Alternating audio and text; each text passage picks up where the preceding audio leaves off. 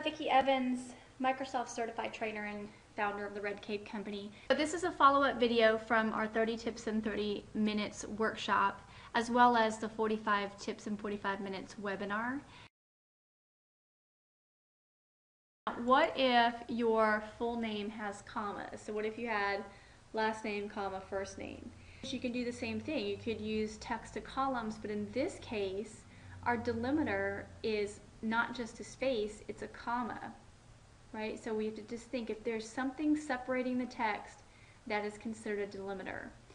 So I'm going to select my customer list, make sure I have plenty of empty space to the right of it, go to my data tab, text to columns, it's definitely delimited, and in this case if I have space, but notice that it's going to keep the commas in here.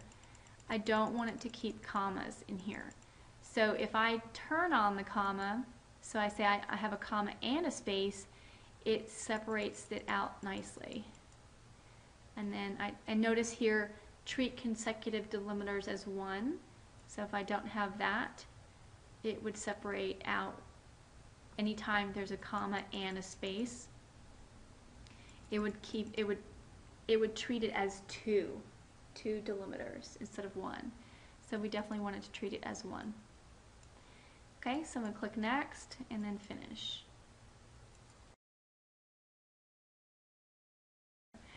Somebody came up to me after the workshop and asked me about zip codes. So let me go to my addresses list and let me get rid of these empty columns here.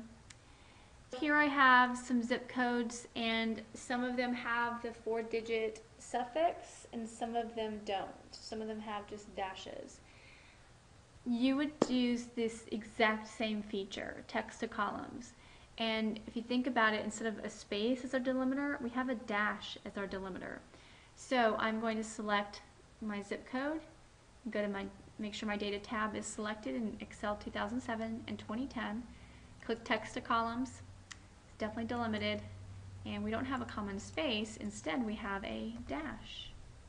So we're going to do a dash and then click next and finish.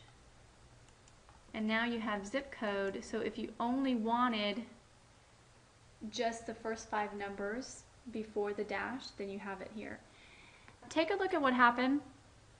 Notice that this zip code ended up being cut off, being trimmed, because there was a leading 0.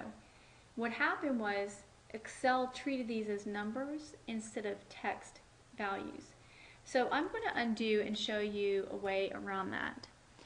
And if we do text to columns again, next, other, next, at this point, instead of using the general, which is the default, we want to say this is a text format, not a general format, because if you say it's general, it's going to make the assumption for you, Excel is, and it's going to pick the format it thinks it is. So I'm going to choose text and then choose finish, and now that leading 0 is okay.